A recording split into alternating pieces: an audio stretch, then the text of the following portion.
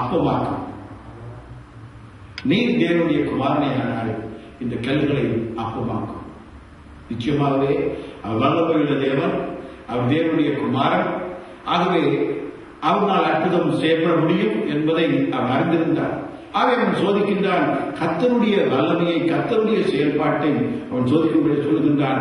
நீ தேவனுடைய குமாரனே ஆனால் இந்த கல்களை அப்பமாக்கி உம்முடைய பசியை போக்கிக் கொள்ளும். இயேசு சொன்னார், மனுஷன் அப்பத்தினாலே மாத்திரமல்ல, தேவனுடைய வாயிலிருந்து புறப்படும் ஒவ்வொரு வார்த்தையினாலும் பிழைப்பார். கர்த்தருக்கு அருமையானவர்களே, இயேசு அந்த சோதனை காரணி. இந்த சோதனையை அவர் கர்த்தருடைய வார்த்தையினாலே அவர் மேற்கொண்டார். ஆதியாகம புஸ்தகத்திலே நாம் ஒரு காரியத்தை பார்க்கின்றோம். ஆதியாகம புஸ்தகத்திலே அங்கே கர்த்தராகிய தேவன் உருவாக்கிய முதல் மனிதனாகிய ஆதாம், அவருடைய மனைவியாகிய ஏவாள், அவர்கள் இருவரும் அங்கே ஏதேன் தோட்டம் என்று சொல்லப்பட்டதான அந்த தோட்டத்திலே அவர்கள் இருந்தார்கள். கர்த்தராகிய தேவன் அந்த ஏதேன் தோட்டத்தை உருவாக்கி அவர்களுக்கு சகல ஆசீர்வாதங்களையும் கொடுத்து சொன்னார், நீங்கள் இந்த தோட்டத்திலே நீங்கள் மகிழ்ச்சியோடு சந்தோஷமாக இருங்கள். இங்கே இருக்கிறதான கனிகளை நீங்கள் புசிக்கலாம். ஆனாலும் ஒரு மரத்தின் கனி, நன்மை தீமை அறிகிறதான அந்த மரத்தின் கனியை மட்டும் நீங்கள் புசிக்கக்கூடாது. ஆனால் அவர்களுக்கு ஒரு சோதனை ஏற்பட்டது. ஒரு நாள் ஏவாள் தனியாக இருக்கும் பொழுது அங்கே இதே பிசாசானவர் அங்கே வந்து அவரை சோதிக்கின்றார்.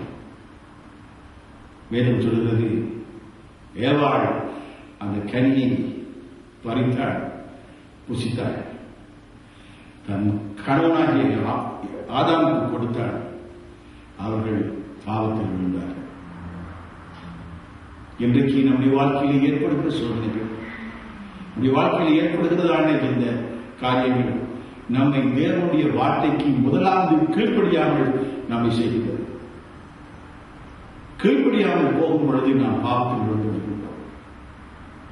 இயேசு கிறிஸ்து பிசாசானவனை, சாத்தானை, அவனுடைய சோதனையை அவர் வார்த்தையினாலே வென்றார். இன்றைக்கு இதை கேட்டுக்கொண்டிருக்கிற எனக்கு அருமையானவர்களே, தேவ வசனமானது நம்மை பிழைக்க வைக்கும். தேவ வசனமானது நம்மை சோதனையிலிருந்து மேற்கொள்ள வைக்கும். தேவ வசனமானது நம்மை தீங்குக்கு விலக்கி காத்துக்கொள்ளும். மனுஷன் அப்பத்தினாலே மாத்திரமல்ல, தேவனுடைய வாயிலிருந்து புறப்படும் ஒவ்வொரு வார்த்தையினாலும் பிழைப்பார். ஆம், இயேசு கிறிஸ்து இந்த சோதனையை வார்த்தையினாலே வென்றார். அது மட்டுமல்ல, அங்கே இயேசு சொன்னார், என்று எழுதியிருக்கிறது, இவ்விதமாக எழுதியிருக்கிறது. உண்மைதான்.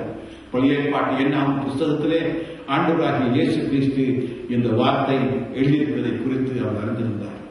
ஆகவே இந்த நாளில் கூட எனக்கும் உங்களுக்கும் கர்த்தருடைய வார்த்தையானது இருக்கிற எழுதியிருக்கிற இடங்கள், காரியங்கள் நமக்கு முக்கியமாக அறிந்திருக்க வேண்டும். என்றால் சோதனைகளை மேற்கொள்ள தேவ வசனம் ஒன்றே நம்மை காத்துக்கொள்ள முடியும்.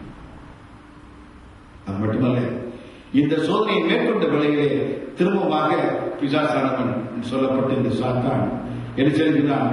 பின்பு நாங்கள் வாசிப்போம் 5ஆம் வசனத்திலே, பின்பு பிசாசு அவரை உயர்ந்த மலையிலே கொண்டு போய் உலகத்தின் சகல ராஜ்யங்களை ஒரு நிமிஷத்திலே அவருக்கு காண்பித்து, இவை எல்லாவற்றுக்கும் மேலும் எனக்கு அதிகாரம் உண்டு, இவைகள்